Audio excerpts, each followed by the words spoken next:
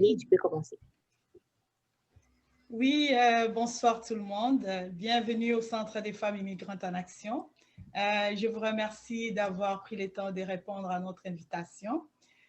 Aujourd'hui, nous avons l'honneur de vous présenter Madame Roselyne Mavungu, qui est directrice de Centre de prévention et de radicalisation. C'est un peu long. Et nous avons invité aussi Madame Kimia Cardinal, qui est une grande activiste de droits de l'homme et qui créatrice et fondatrice d'une organisation non gouvernementale. Pourquoi nous avons choisi les deux femmes? C'est à cause que nous célébrons le mois de mars. Les 8 mars, c'était la journée internationale de la femme.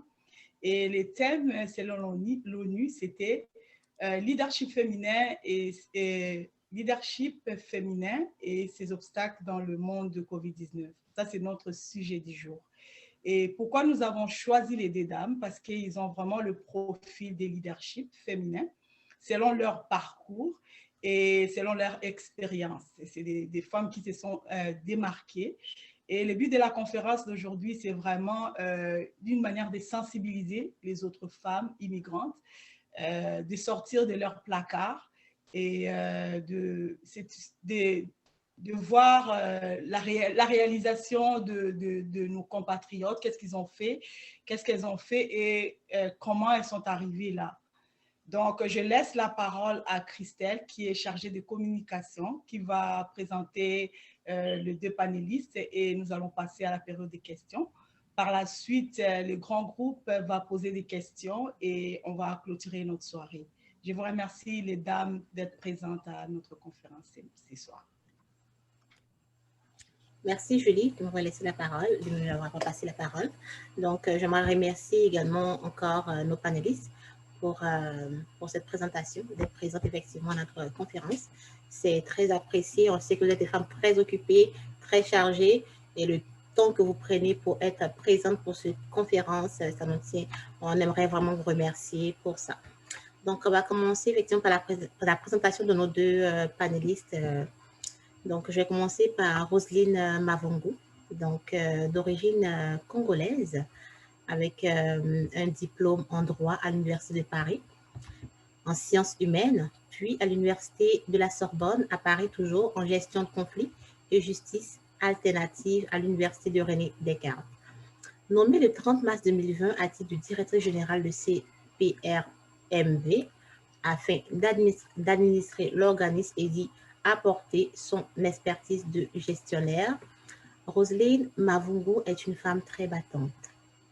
Elle a un leadership hors du commun qu'il faudrait souligner.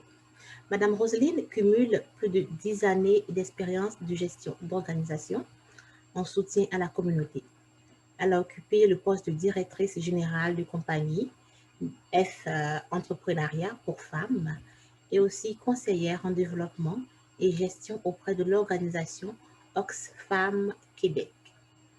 Elle s'est aussi impliquée dans la gouvernance de différentes organisations locales, Chantier de l'économie sociale, Cap Finance, l'organisme Territoire innovant en économie sociale et solidaire et Femmes Or. Elle siège au Conseil des Montréalaises puis a été membre du groupe directeur du gouvernement du Canada. En ce mois de mars 2021, CIFIAC la reçoit comme panéliste à notre conférence Zoom, une femme qui se démarque dans notre société aujourd'hui canadienne. J'aimerais souligner aussi qu'elle est canadienne, sans l'oublier. Donc, je vais passer également aussi à Kimia. Donc, Kimia Cardinal, qui est aussi une Canadienne d'origine de la RDC. Kimia Cardinal est détentrice d'un diplôme à l'Université d'Ottawa en développement international et mondialisation. Détentrice aussi d'un DEC en administration de bureau et une attestation d'études politiques à l'Université Rennes-Bretagne en France. Elle est engagée dans les projets tant humanitaires que communautaires. Une femme qui se démarque aussi, j'aimerais bien le souligner, par son leadership.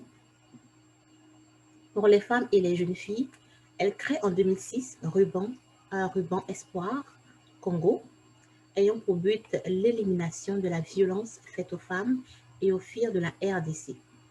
Donc, depuis 2020, elle est responsable du comité de renforcement des liens et solidarité interne de la CCG-OG. Elle est aussi fondatrice et directrice de sa chaîne Kimia Signature. Son émission parle de sujets qui touchent la paix et le bien-être social. Une femme qui a pu se démarquer, on le souligne toujours par son leadership, parce que notre conférence parle de leadership féminin. Elle est notre invitée aujourd'hui ce mois de mars 2021, le mois de la célébration de la femme, des droits de la femme et autres. Donc, j'aimerais remercier nos panélistes encore d'être présents. Et c'est sûr qu'on n'a pas eu le temps de vous dire, vu que le 8 mars est passé, mais on reste toujours dans le mois de mars. Mais on aimerait vous dire aussi bonne fête des droits de la femme dans le monde. Donc, merci pour votre présence et on va poursuivre effectivement par la série, par la période des questionnaires qui débute comme ceci. Donc, on va commencer, je pense, par Kimia Cardinal. Donc, Madame Kimia Cardinal, on aimerait savoir, en fait, en tant que femme leader aujourd'hui, quels sont les défis que vous avez rencontrés dans l'organisation de vos tâches et la conciliation de la gestion de votre temps entre travail et famille? Merci Christelle. Tout d'abord, avant de répondre à votre question, si vous pouvez me permettre de remercier vraiment de tout mon cœur le Centre des femmes immigrantes en action du Canada pour m'avoir invitée. Je remercie aussi sa présidente, Madame Julie Mwaka, pour cette invitation. Et cette conversation est très importante parce que la portée du leadership féminin dans le monde est très cruciale pour l'avancement des femmes, l'avancement des droits des femmes. Donc, le fait d'en parler, c'est une très bonne chose. Et je remercie aussi ma co-panéliste, Madame Roselyne Mavungu, pour être ici avec nous. Donc, pour répondre à votre question, je me dis que c'est vraiment une question d'organisation. Je me suis organisée facilement parce que malgré que j'ai un enfant et avec mon horaire très chargé, j'ai pu quand même avoir la possibilité de travailler, par exemple, à la maison. Et ensuite, durant l'été, jusqu'en janvier 2021, je travaillais au bureau. Néanmoins, vers mi-janvier, j'ai repris le travail à la maison. Donc, de là encore, on peut voir que je n'ai pas eu vraiment un grand problème d'organisation de mes tâches. Le fait de travailler à la maison, j'ai pu m'organiser et puis suivre un peu aussi l'évolution de la gestion de pandémie d'une manière assez, je peux dire, protégée à la maison.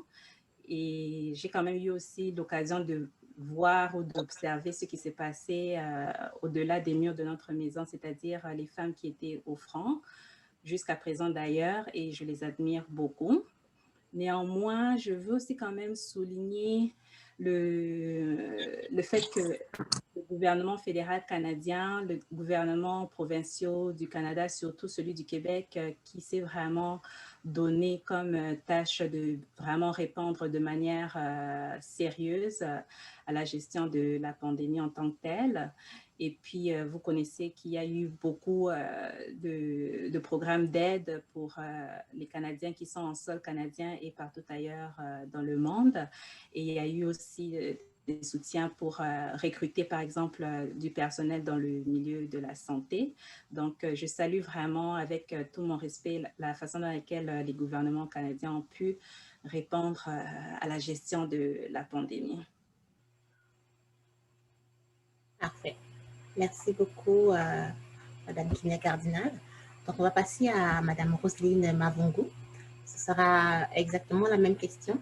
Je vais la reposer encore pour qu'elle soit plus fraîche, en fait. Donc, en tant que femme, femme leader, quels sont les défis que vous avez rencontrés dans l'organisation de vos tâches et la conciliation de la gestion de votre temps entre travail et famille?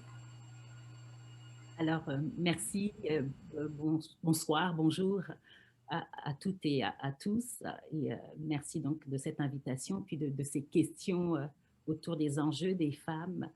Je pense que cette question est très pertinente parce que la gestion des priorités est un élément crucial, je pense, quand on veut réussir personnellement et professionnellement.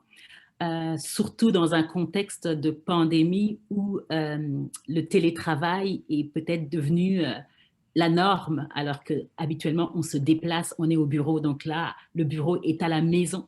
Alors, ça demande encore plus de perspicacité, si je puis dire, pour gérer justement les priorités. Et puis, pour le faire avec succès, je pense qu'il faut être au courant des trois principes de base de gestion des priorités. Et puis d'abord, c'est la planification, ensuite la réflexion et puis l'organisation.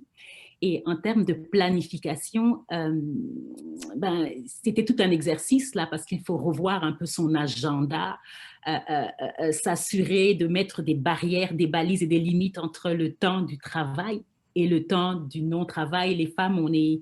ce que je me rendais compte, c'est que rapidement, tout de suite, quand on s'arrêtait quelques minutes de travailler pour une pause, c'est pour faire un autre travail à la maison, une autre tâche qu'on profite de faire. Et donc, il fallait gérer mes actions, mon agenda, mais aussi gérer ma procrastination, si je peux dire, un temps où je ne fais rien parce que je n'ai plus ce temps où je suis en pause parce que je quitte le bureau et je rentre à la maison, donc je suis comme en pause ou quelque chose comme ça. Donc, il fallait vraiment planifier mes actions et puis planifier, si je peux dire, mes inactions.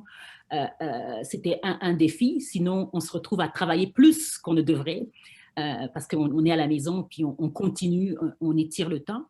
Et puis, donc, l'autre principe qui est la réflexion. Donc, c'est vraiment de réfléchir à qu'est-ce qui est important, qu'est-ce qu'il faut prioriser, c'est quoi les valeurs, et aussi réfléchir à quoi on va dire non dans le contexte où on est, où c'est déjà lourd psychologiquement sur beaucoup de choses, et de garder vraiment les éléments importants pour un équilibre justement entre le travail, la famille. Et bien sûr, ça a demandé toute une organisation, puis ça reste un défi. Je pense que c'est l'organisation.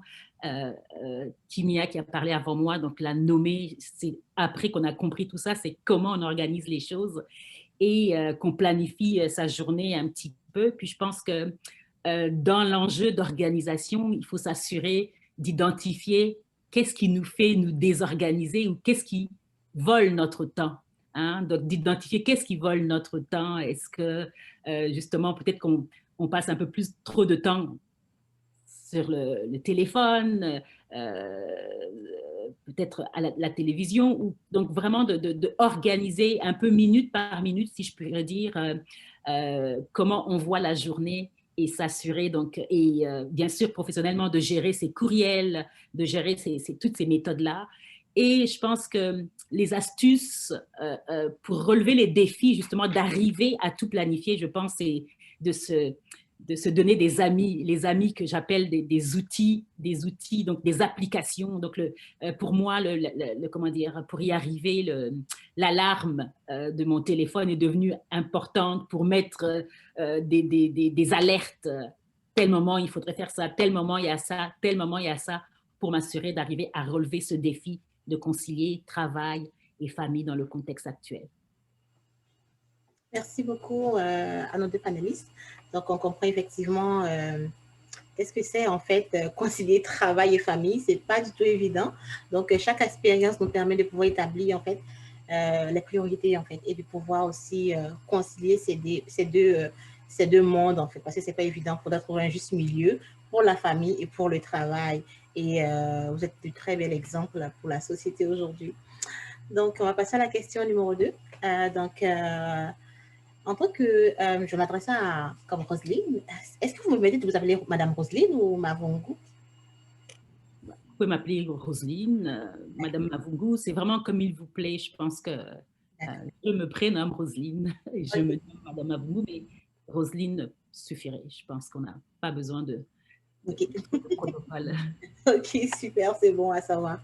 Ok, parfait. Donc, c'est ça, Roselyne, en tant que leader toujours au féminin, comment vous vous sentez face à la charge du travail et la gestion du personnel?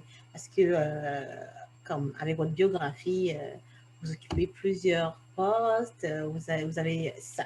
Donc, on aimerait savoir, en fait, on est curieux de savoir comment vous faites face à la charge du travail et à la gestion du personnel aussi.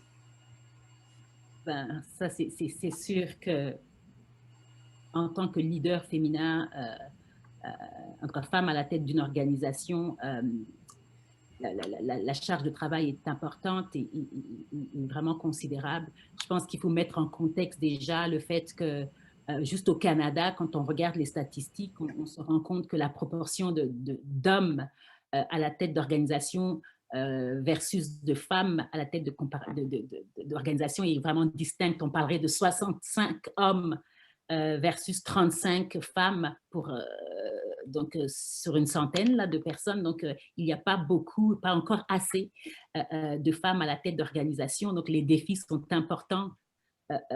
Déjà, quand on est directeur général ou directrice générale, quand on est responsable au cadre, mais alors quand on est une femme en plus, donc ça devient les défis où l'impact est encore un peu plus important. Et quand on est une femme racisée en plus de ça, les défis sont toujours là et le secteur dans lequel moi j'opère, donc qui est un secteur de sécurité publique, eh ben, il n'y a pas beaucoup de femmes. Alors, ça fait qu'il y a beaucoup de pression, beaucoup d'enjeux pour relever le défi et s'assurer de toujours faire ses preuves, de toujours être en avant et de performer et puis d'atteindre ses objectifs. Donc, ce sont vraiment les défis qui se rencontrent tout le temps et pour moi en particulier actuellement où je relève des défis dans des nouvelles fonctions que j'occupe depuis la période de pandémie. Donc, c'est une nouveauté. J'ai dirigé beaucoup d'organisations dans différents secteurs avec des personnes en présentiel. Et pour ce mandat-ci, je suis depuis le début de mes fonctions en distanciel, donc à diriger à distance des équipes. Alors, la charge de travail en est plus importante. Il faut réfléchir et penser à comment arriver à gérer des personnes à distance dans un contexte où le monde est assez essoufflé de la pandémie. C'est un peu ça que dans quoi on se trouve. Alors, surtout aussi, à savoir que, comme je le disais, hein, il y a une plus grande influence où on attend davantage des femmes et encore plus des femmes racisées quand elles sont dans des positions de leadership. Dans mon cas, dans un secteur justement à prédominance masculine, mais je dirige une organisation où la plus grande partie des personnes que je dirige sont des femmes. Donc, elles ont aussi les défis que j'ai à d'autres niveaux. Donc, il faut arriver à avoir un mi-chemin un petit peu entre tous ces éléments-là, d'être toujours un modèle. Bien sûr, comment j'aborde ça, comment je vois ça, je me vois en capacité, en tant que femme, en tant que personne, je ressens que, et puis c'est ce que je me dis, puis c'est ce que je sais, c'est que je suis capable et que j'ai le potentiel, toutes les compétences, toutes les capacités en moi et autour de moi, hein, parce que je suis entourée, pour arriver à relever les défis, à atteindre les résultats qui sont les miens et à faire même au-delà, en fait, donc à surpasser, en fait, ce qu'on attend de moi. C'est un petit peu comme ça que je définis et que je vois ces éléments-là. Excellent. Merci beaucoup, Angeline. Donc, ce sera la même aussi pour Kylian. Donc, la question sera effectivement, en tant que leader au féminin, donc, comment vous vous sentez, vous, face à la charge du travail et à la gestion du personnel, Madame Kimia Cardinal? Oui, merci Christelle. Pour mes activités de mes organisations Kimia Signature et Action mondiale pour la paix, je me sens vraiment très à l'aise par rapport à ma charge de travail et à la gestion du personnel grâce vraiment au soutien du numérique. Parce que maintenant, nous avons toute une panoplie des plateformes virtuelles qui s'offrent à nous et les réseaux sociaux aussi. Donc, d'une part, je n'ai pas non plus arrêté depuis le début de la pandémie jusqu'à présent parce que le soutien des outils numériques m'a été vraiment comme un cadeau venant du ciel parce que sans ça, j'aurais pas pu être en mesure de gérer ma charge de travail ou le personnel en tant que tel parce que étant donné que le présentiel est devenu maintenant la normalité, puis maintenant la norme est la distanciation. Donc, le numérique a pris le dessus et tant mieux d'ailleurs parce que on ne se sent pas, par exemple, détaché de nos aspirations, détaché de nos responsabilités. Donc, c'est comme on dit, the show must go on. C'est quand même triste parce qu'il y a des vies qui se perdent pendant que nous, on essaie un peu de faire avancer les choses, mais au moins, on peut se sentir utile en continuant à faire avancer nos projets en tant que tels avec le numérique.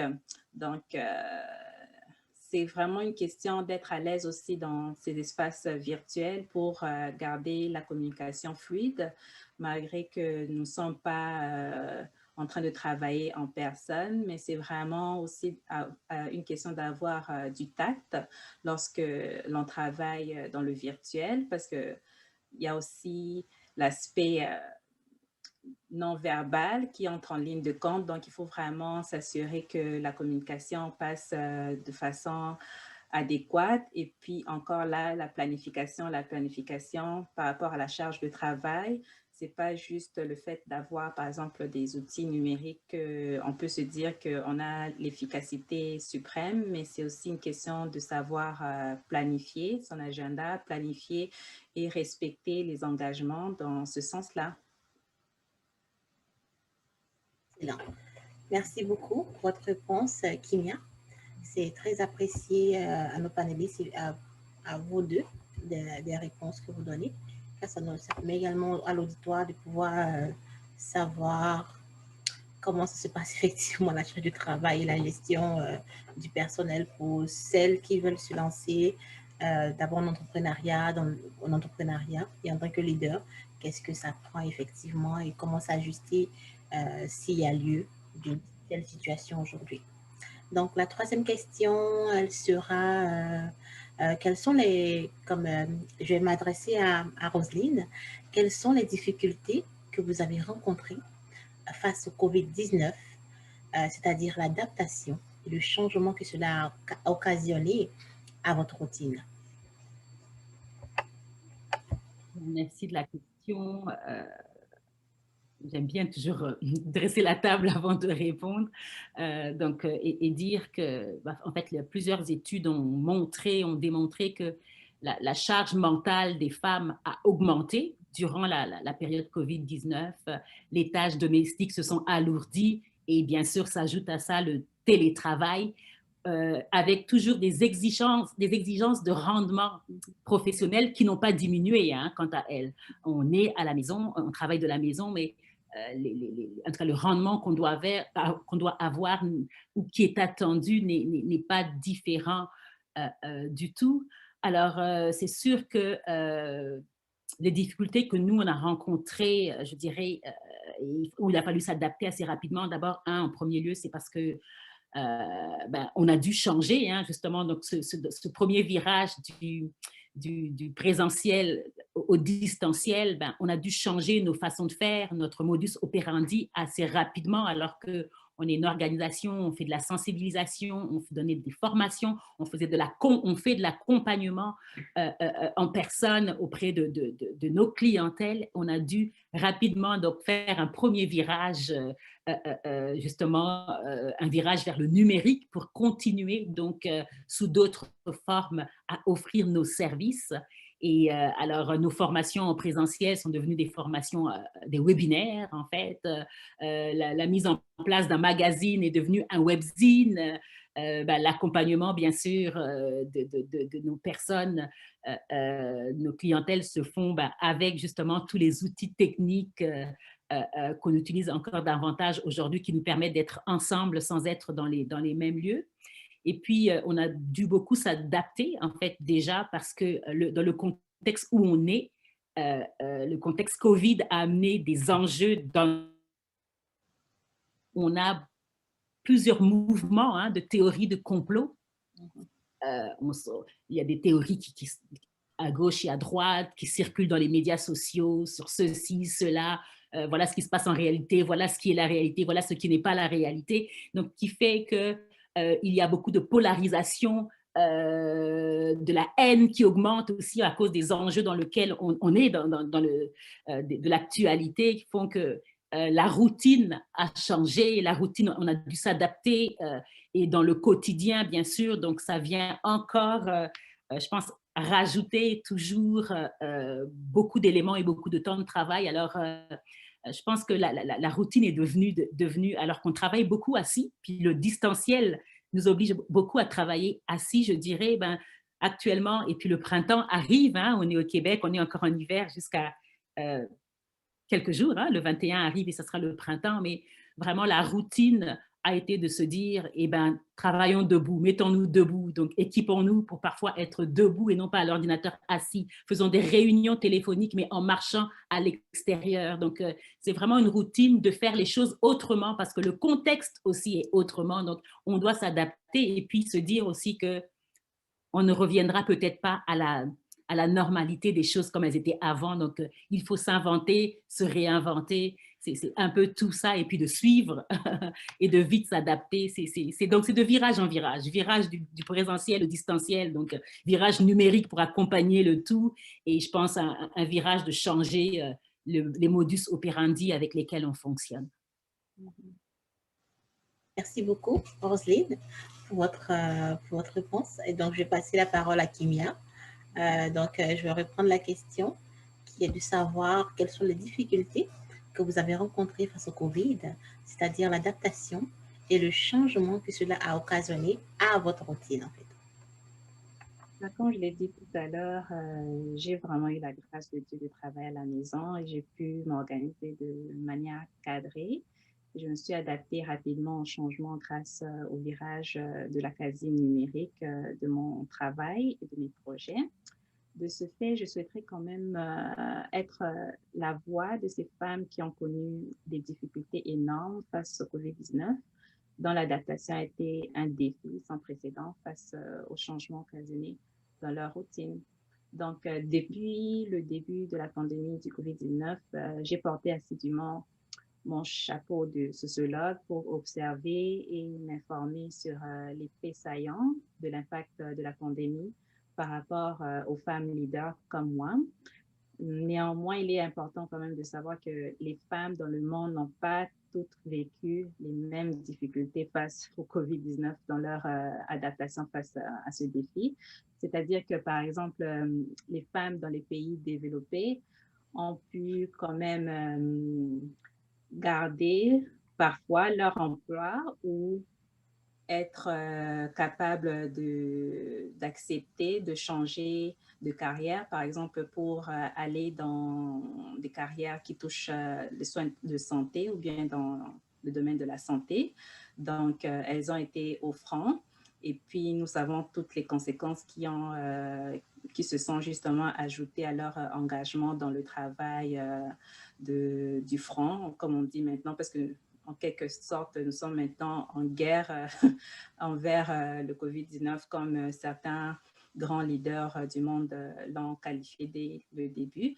Donc, oui, les conditions de travail de ces femmes-là au front, c'est vraiment difficile. Il y a des longues heures qu'elles doivent effectuer et ainsi de suite. Et puis, les femmes aussi dans les pays développés ont eu accès à ce virage numérique. On a cessé le marteler, je peux dire, depuis le début de cette conférence. Donc, c'était vraiment une question aussi de s'adapter, parce que c'est pas tout le monde qui a justement cette facilité de pouvoir manier les outils numériques en termes même de réseaux sociaux et tout. Mais ça a été quand même bénéfique pour ces femmes-là. Et puis, les femmes en Occident ont aussi vécu des difficultés en termes de la division sexuelle du travail, notamment par rapport aux soins donnés aux enfants et puis à l'éducation des enfants. Quand les enfants vont à l'école, font l'école à la maison, c'est difficile de gérer, par exemple, le travail à la maison et puis gérer aussi l'éducation des enfants en même temps et puis jongler justement entre la vie professionnelle et puis la vie personnelle, tout en s'occupant, par exemple, des enfants. Parce que qu'on le veuille ou non, jusqu'à nos jours, la division sexuelle du travail est encore à travailler. C'est-à-dire que souvent, les hommes ne sont pas enclins à prendre le relais sur, par exemple, l'éducation des enfants ou prendre soin tout simplement des enfants, surtout des enfants qui sont encore des bambins. Donc, c'est vraiment les femmes qui prennent plutôt le dessus sur la prise en charge du soin des enfants. Et il y a aussi de l'autre côté qu'on doit vraiment souligner, c'est que les femmes dans les pays en développement ont vécu cette pandémie ou bien continuent même à vivre cette pandémie comme un cataclysme, comme un massue sur la tête, c'est-à-dire que les femmes, par exemple, qui œuvrent dans le secteur informel ont beaucoup souffert parce qu'avec des multiples confinements, elles ont eu à perdre leur seule source de revenus qui est souvent des petits commerces. Et c'est vraiment difficile parce que souvent les femmes qui sont dans les pays en développement sont les gagne-pains de la famille en tant que telles. Et lorsque je pense à elles et je ne vois pas qu'elles peuvent bénéficier des aides gouvernementales comme en Occident, ça me fend vraiment le cœur, mais espérons qu'avec notre travail de militante des droits humains, nous pourrons militer encore pour ces femmes-là pour qu'elles puissent aussi avoir droit aux aides gouvernementales, même pour les hommes aussi d'avoir droit aux aides gouvernementales comme le bien-être social, par exemple, des versements mensuels. Et en plus de ça, il y a aussi les femmes dans les pays en développement qui ont eu à subir aussi les contre-coups de la pandémie, malgré qu'elles travaillent dans le secteur formel ou bien institutionnel. Donc, elles n'ont pas eu ce privilège-là, comme nous ici, de s'adapter rapidement avec le virage rapide du numérique ou bien de pouvoir justement s'accaparer des outils numériques. Donc, c'était aussi une difficulté pour elles jusqu'à ce jour, je crois même, mais on peut voir quand même qu'il n'y a pas eu autant de dommages que ça, mais c'est quand même triste de voir que ces femmes-là ont aussi beaucoup de défis par rapport aux femmes en Occident. Et puis, on peut quand même aussi noter le fait que les femmes et les hommes n'ont pas vécu cette pandémie de la même manière parce qu'il y a beaucoup de femmes qui ont perdu leur emploi, malgré qu'il y a encore l'ouverture, comme je l'ai dit tout à l'heure, sur le recrutement des femmes dans le milieu de la santé, mais il faut quand même garder un œil très compassionnel, je peux dire, par rapport à la cause des femmes ou à l'égalité des femmes envers les hommes. Et puis, c'est ça. Donc, comme je l'ai dit, j'ai eu des défis, mais je voulais vraiment accentuer le fait que les femmes ailleurs dans le monde ou même ici en Occident, elles sont sur le front et puis elles vivent encore des inégalités que nous devons vraiment essayer d'être leur porte-voix et puis voir à ce qu'ils puissent avoir à un moment donné l'égalité entre les hommes et les femmes.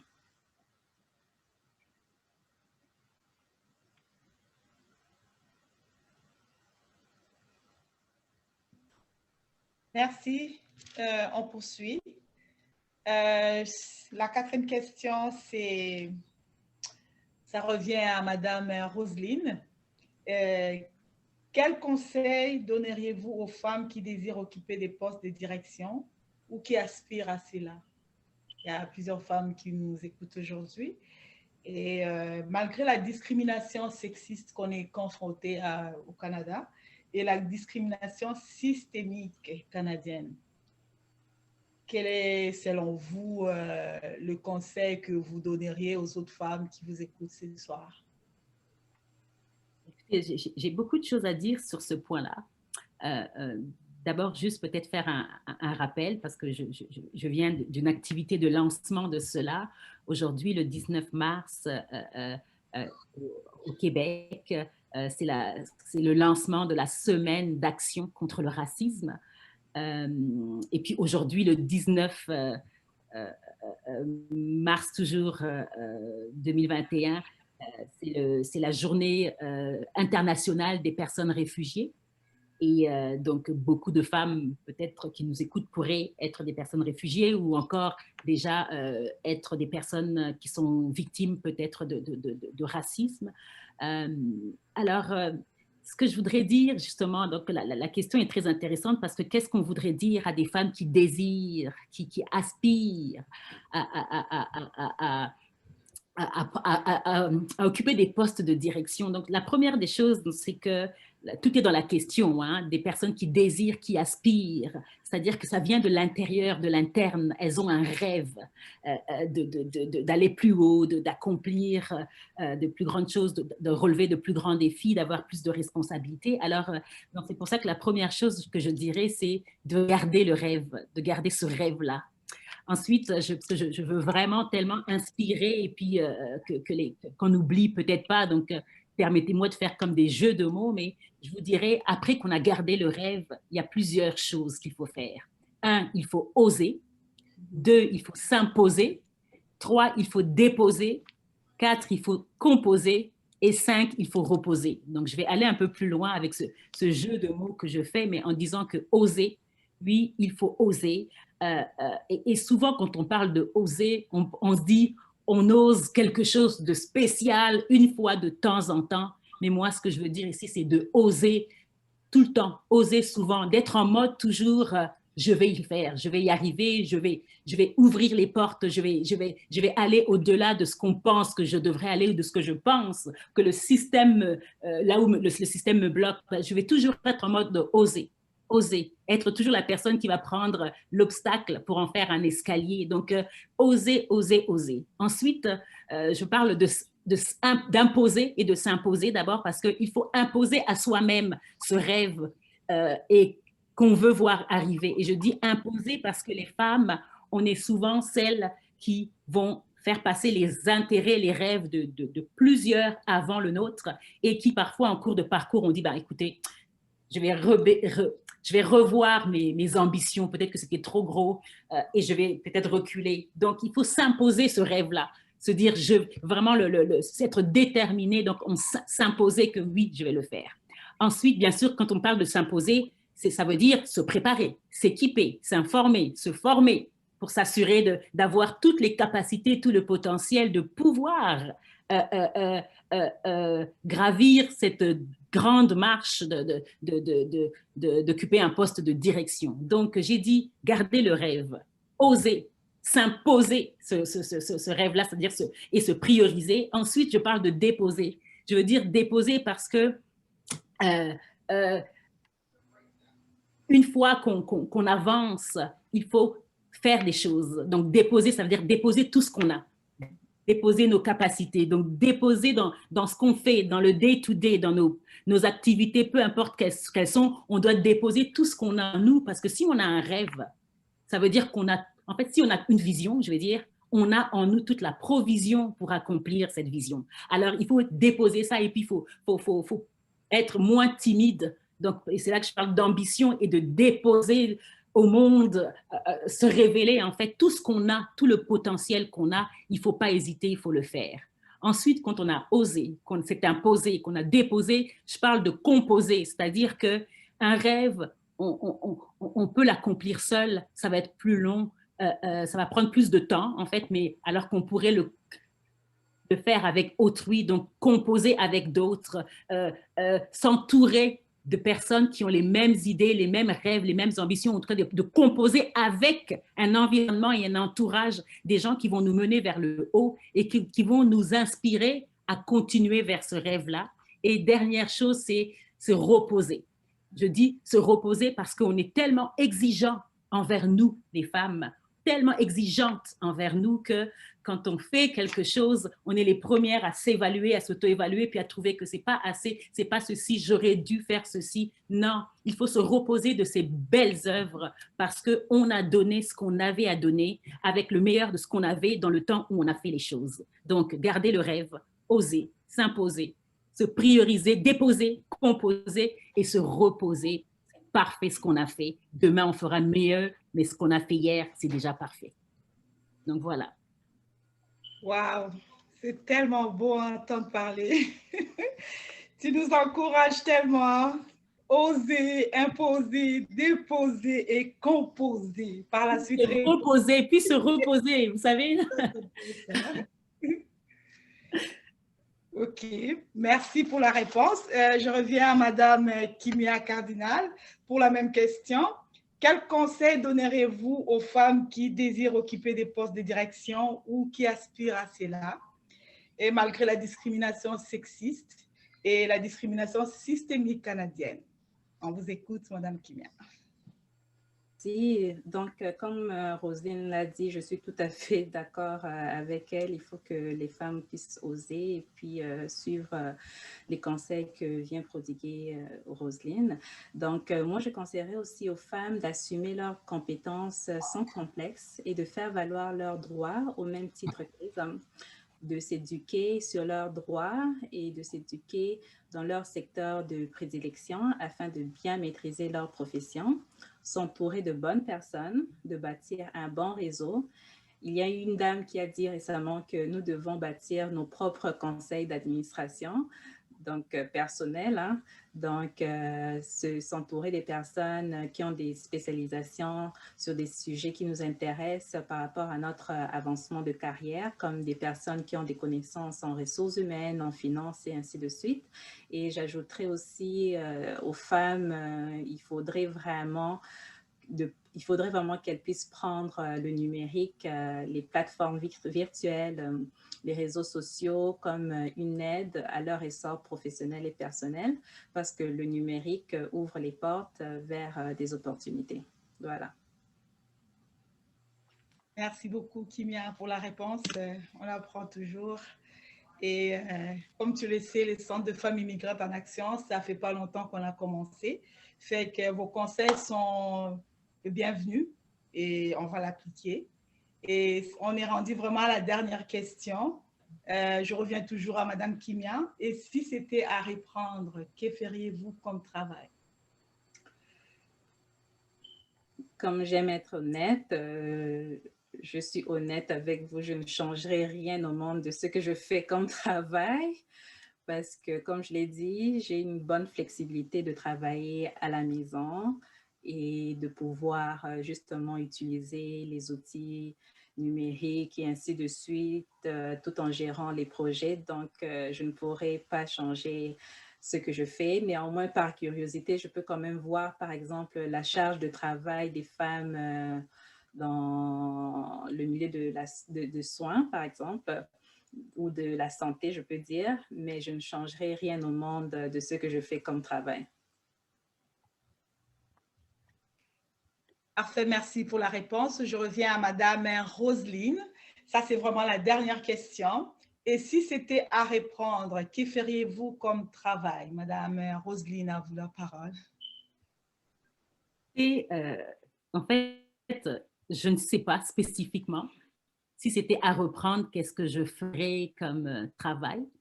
Ce que je sais, c'est que je sais plus ou moins à la hauteur des ambitions que j'ai, je sais que ça serait toujours un travail dans les hautes sphères de direction, de gestion, parce que c'est comme ça que je vois, comme ça que je pense, comme ça que je me projette. Je vois grand, je rêve grand j'aime faire les choses en grand et je pense que les femmes, on se minimise, mais on a la capacité de toujours faire des grandes choses qui vont impacter et influencer les générations de femmes, nos nations, les générations de personnes. Alors, je suis davantage en mode de me préparer, de toujours me former, m'informer. Hein. Donc, c'est de se mettre à jour, hein, comme on fait avec les ordinateurs, les tablettes, les téléphones. On fait des mises à jour et c'est ce qu'a souligné d'ailleurs Kimia. Donc, toujours être en mode de me former parce qu'on sait beaucoup de choses, mais on a toujours plein d'autres choses à savoir. Et c'est tellement important justement parce que quand on est bien formé, quand on est prêt, qu'on est préparé, et ben c'est là que les opportunités se présentent. Et je pense que c'est un peu l'histoire, moi, de mon parcours. Ça a davantage été des croisées d'opportunités parce qu'on m'a vu quelque part d'être en train de faire ce pourquoi j'étais payée à faire et de le faire dans un souci d'excellence, dans un souci d'être un modèle, hein, parce qu'il ne faut pas se le cacher, hein, quand on est une minorité dans un secteur, peu importe, minorité à cause du genre, minorité à cause de sa race, minorité en tout cas parce qu'on est immigrant, qu'on arrive dans un contexte, donc on est beaucoup regardé, donc on est toujours dans un mode d'être un modèle et d'avoir un souci d'excellence qui fait que en faisant bien ce que je fais, je suis persuadée que ça me mènera toujours à faire des grandes choses parce que les petites choses que j'ai à faire, je les fais comme si c'était les plus grandes choses et ça fait boule de neige, ça amène, je pense, des plus grandes choses. Juste pour finir, comme c'était la dernière question, c'est vraiment de marteler sur ce que j'appelle, moi, le rendez-vous de la destinée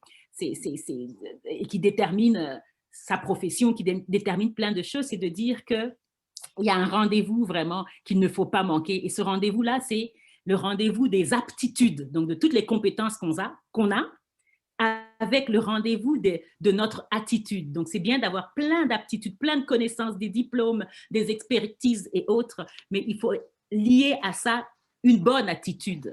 Et quand on est dans un rendez-vous de attitude, d'aptitude et qu'on est aussi quelqu'un toujours dans une démarche de gratitude. C'est-à-dire que cette gratitude fait que on ne prend pas pour acquis, oui, je suis arrivée, oui, je peux, je suis à tel niveau. Non, on se rend compte que, selon moi, hein, ce que je pense, c'est qu'il y a plein de femmes, plein de personnes qui ont des compétences encore plus importantes et plus élevées que celles qu'on a, mais il se fait que c'est nous qui sommes à une telle place, à un tel positionnement, et bien alors on est plein de gratitude. Alors le rendez-vous qu'il ne faut pas manquer, c'est le rendez-vous de l'attitude et de l'aptitude, plus de la gratitude, et c'est ça qui mène à l'altitude.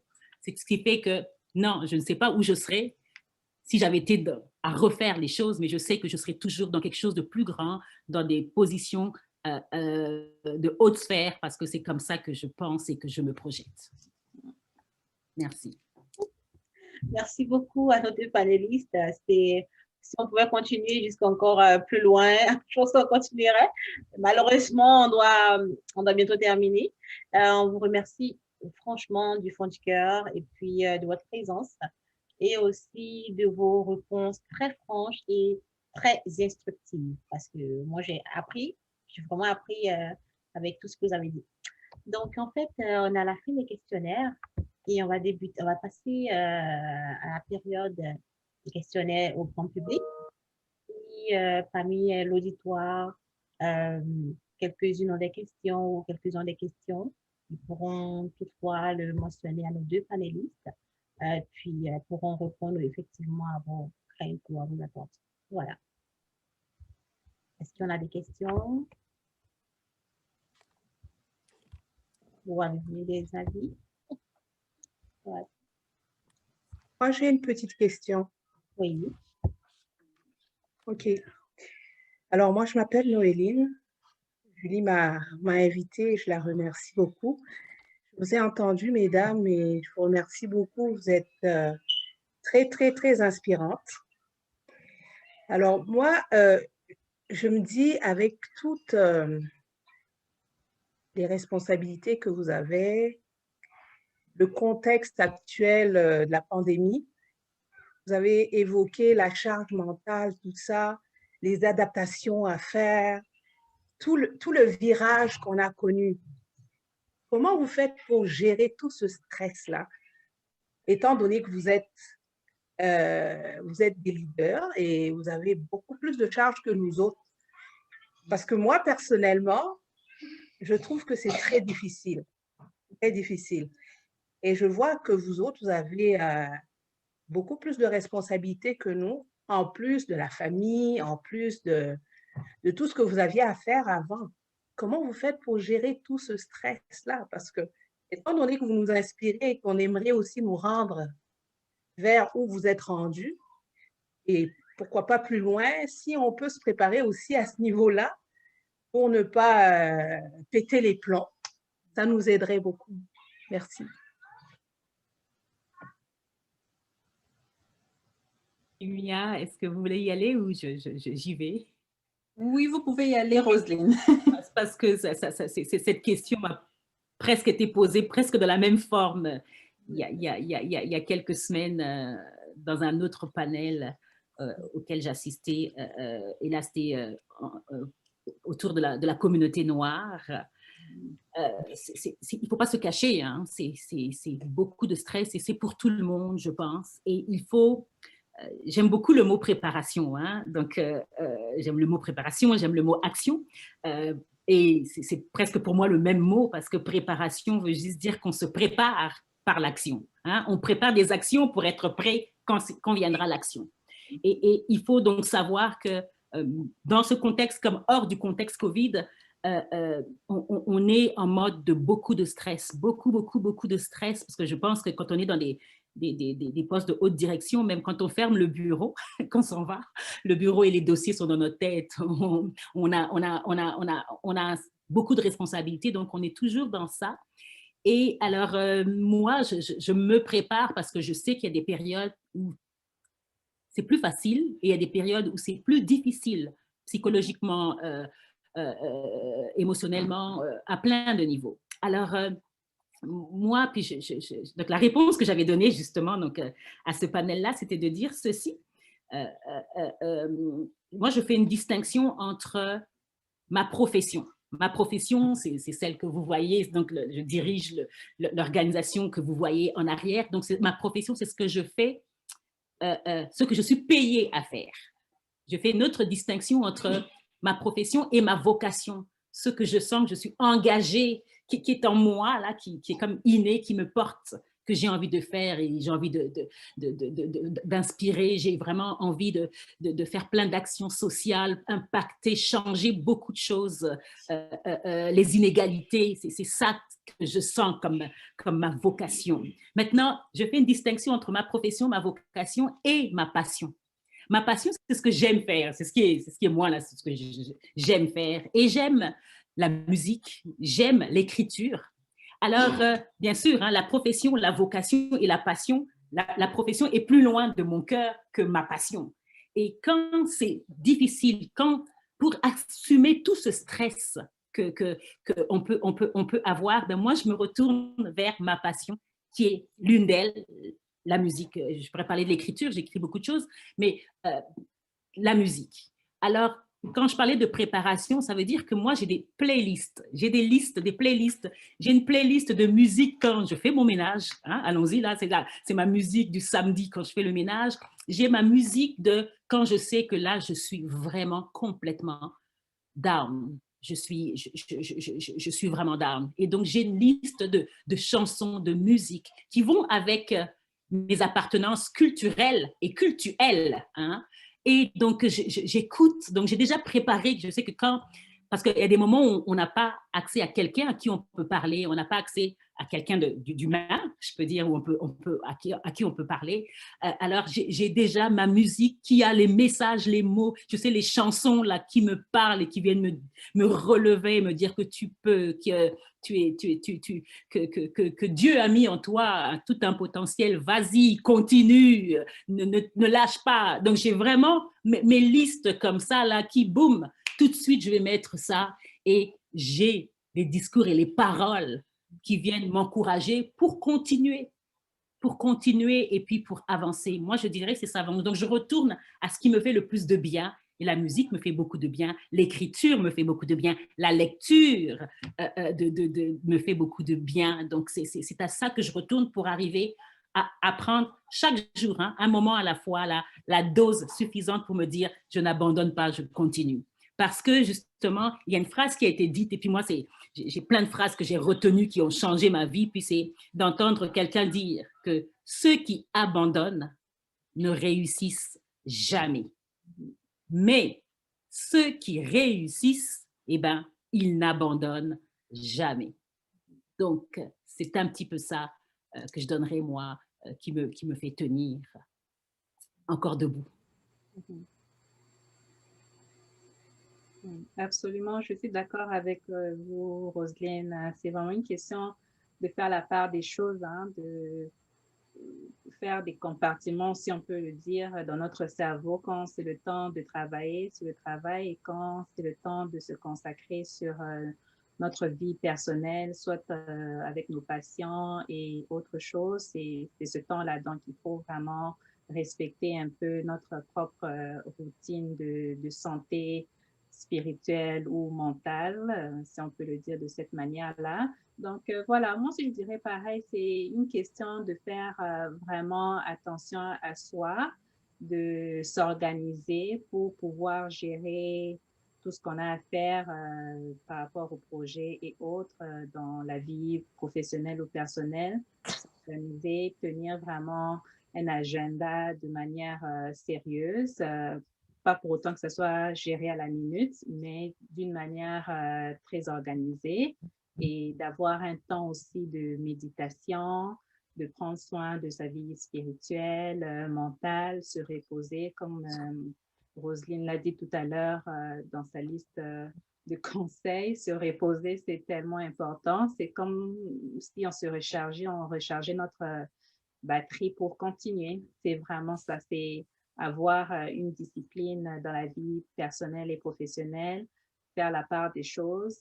Comme le dit dans la Bible, comme je suis chrétienne, il y a un temps pour tout. Donc, il y a un temps pour travailler, il y a un temps pour penser à soi, il y a un temps pour prendre soin des autres, il y a un temps pour se reposer, il y a un temps pour réfléchir, il y a un temps pour tout. Donc, il faut juste respecter ce qu'on a à faire et ne pas essayer de faire des amalgames parce que les amalgames apportent souvent du stress et puis c'est là qu'on peut faire des épuisements professionnels. Merci beaucoup pour vos réponses. J'ai une question, c'est possible? Oui, bien sûr. Oui, merci à vous les dames. Wow. Vous êtes vraiment très généreuses dans vos réponses. C'est très apprécié.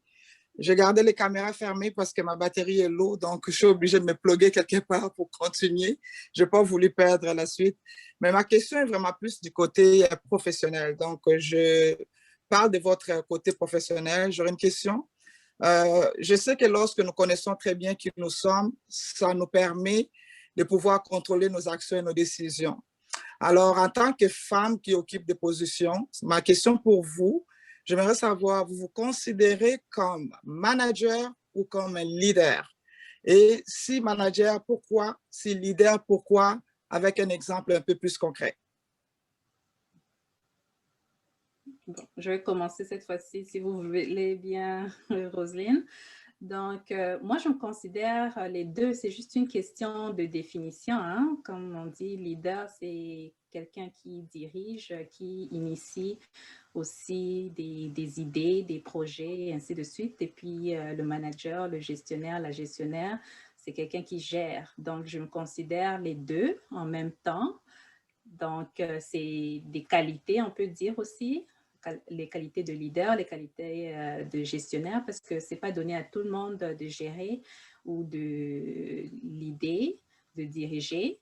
Donc, c'est vraiment une question aussi de raffiner, de peaufiner ces qualités-là au fur et à mesure que l'on avance dans la vie ou dans notre vie professionnelle, de voir aussi, de se ressourcer, d'avoir aussi des aspirations et même des inspirations, des personnes qui peuvent nous inspirer, continuer à apprendre de leur vie continuer d'apprendre sur leurs astuces, des conseils, comme on le fait même ce soir dans cette conférence tellement importante. Donc, continuer à apprendre comme ça parce que la vie est faite d'apprentissage. Donc, je me considère les deux, leader et puis gestionnaire, parce que un leader ne peut ne pas être un bon gestionnaire et un gestionnaire ne peut ne pas être un bon leader. Donc, je me considère les deux et je suis très fière d'être les deux. Merci. Vous voulez que je réponde aussi? Pourquoi pas? C'est une question qui s'adresse à deux. Je pense que des réponses, chacun a sa personnalité. Oui, écoutez, je n'avais jamais pensé à un distinguo entre manager et leader, mais votre question justement me fait réfléchir à comment, si je dois faire un distinguo, comment je le verrai. Et juste en quelques secondes, là, je me suis dit, oui, il y a une distinction effectivement entre être un manager et un leader. Je pense que je suis appelée dans le cadre professionnel, je pense à être un manager, donc à gérer whatever, les ressources humaines, financières, techniques, informationnelles, des organisations que je dirige. Et dépendamment donc de si je suis un bon gestionnaire, un bon manager, alors je peux inspirer. Inspirer, parce que le leader, c'est celui qu'on suit. Hein. C'est celui qu'on suit, c'est celui qui devient quelqu'un qui peut impulser un mouvement qu'on veut imiter et on aspire à devenir et on veut imiter. Et puis quand on imite quelqu'un, on le devient aussi. Alors, naturellement ou professionnellement, je suis professionnellement un manager. Maintenant, je pense que le style managérial que je suis et ma personne ou ma personnalité, donc moi comme manager au sein d'une équipe, je pense que je peux devenir alors un modèle, un leader pour d'autres. D'abord, ce qui est important pour moi, c'est d'être un leader pour mon équipe directe, ceux qui sont avec moi en immédiat, pas forcément pour ceux qui me voient à l'extérieur. Et bien sûr, je vois par le parcours que j'ai, par les défis ou les positions distinctes dans lesquelles je me retrouve, à devenir un leader pour d'autres qui veulent suivre le modèle parce qu'on a des retours que le modèle de manager que je suis est bien. Donc, ma profession est manager et je pense que ma vocation est leader. Je dirais ceci. Excellent. Merci à vous deux. Merci beaucoup pour la réponse. C'est apprécié. On a d'autres questions?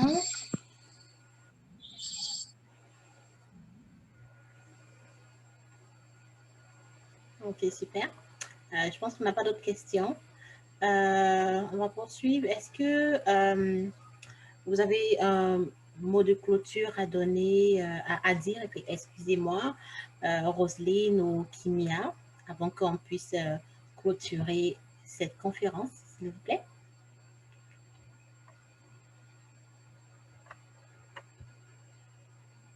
Peut-être, juste dans la suite de ce qui a été dit, la question qui vient d'être posée, je pense que moi, ce que je dirais aux personnes qui nous écoutent, c'est vraiment de se donner des modèles, des modèles, parce que ça nous permet d'avoir un visage humain sur nos rêves, sur nos objectifs. Hein. J'aimerais être au moins là, faire au moins ceci. Donc, je dirais, c'est de se donner des modèles, des modèles atteignables. Ça veut dire que je ne veux pas dire mon modèle est l'astronaute, la première femme astronaute qui a été qui a posé son pied sur la Lune, par exemple, parce que c'est pas un modèle que je vais pouvoir atteindre. En tout cas, des miracles sont possibles, hein, mais c'est pas le modèle qui est le plus réaliste et atteignable pour moi, mais de se trouver des modèles immédiats, je dirais, qu'on peut suivre pour devenir, parce qu'on le dit, hein, ce à quoi on aspire, on imite. Et quand on imite, je l'ai dit tout à l'heure, on devient. Alors, se trouver des modèles immédiats, ce qui fait que plus proches, parce qu'on peut les voir et ça nous pousse à toujours nous rapprocher, toujours nous approcher de ce qu'eux sont, de ce qu'eux font. Et ça nous permet, nous, de faire des petits pas ou des pas de géants. Donc, oui, de s'entourer de modèles qu'on veut imiter pour le devenir.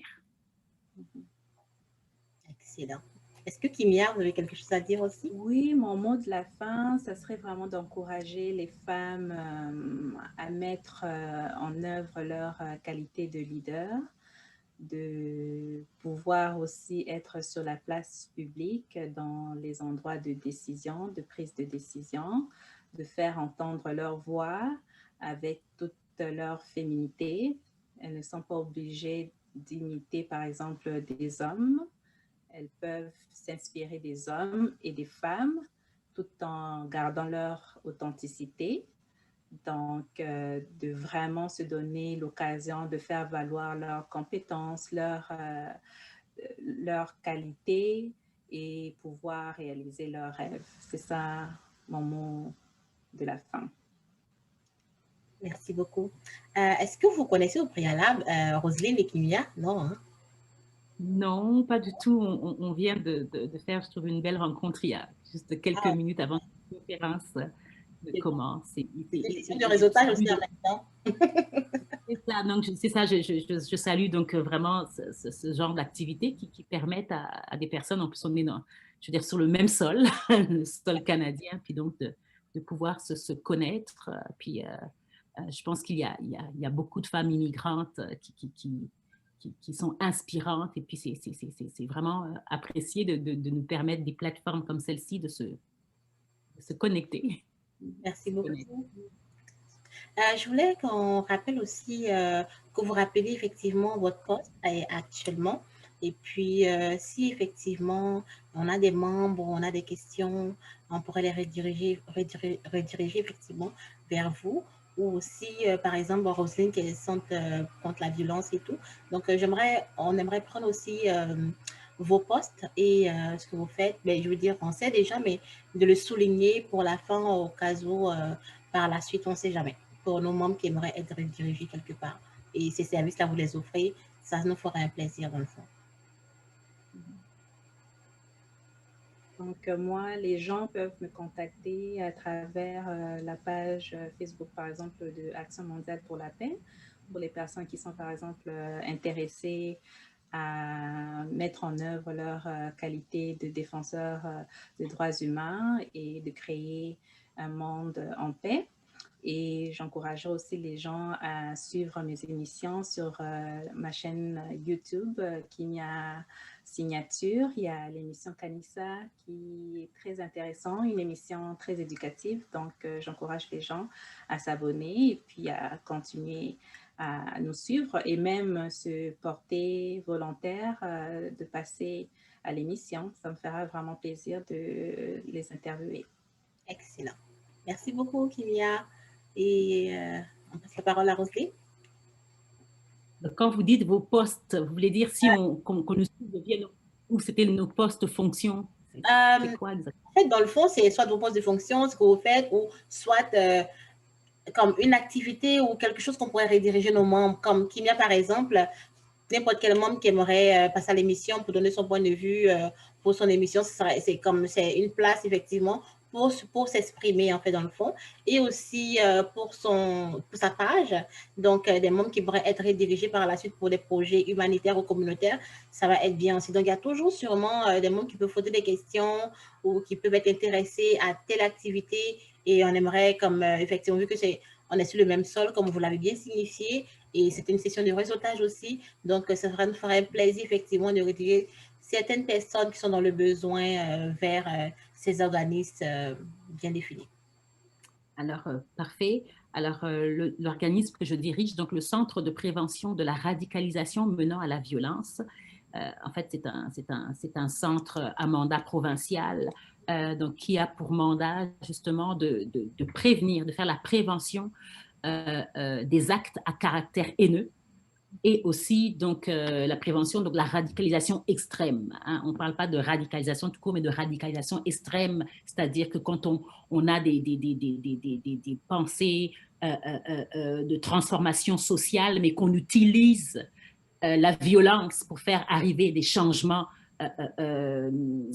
que l'on veut voir, sociaux. Donc, c'est là qu'on parle de radicalisation extrême ou violente ou radicalisation menant à la violence. Donc, on n'est pas juste dans des enjeux de violence. Bien sûr, il y a plusieurs genres de radicalisation et les femmes aussi sont l'objet aussi donc, de mouvements de radicalisation violente où il y a des mouvements anti-femmes. Donc, ça, c'est un élément.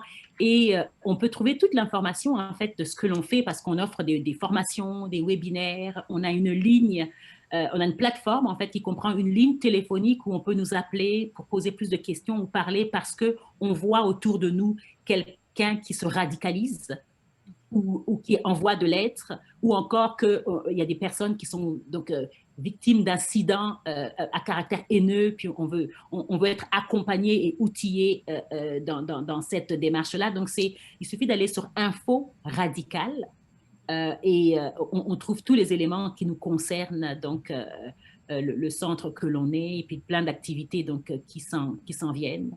Puis moi, personnellement, donc, je suis joignable sur Facebook. J'ai un compte Roseline Mavungu Pro, où je pense qu'on peut s'adresser à moi directement et puis je le verrai aussi. Donc, c'est un petit peu ça.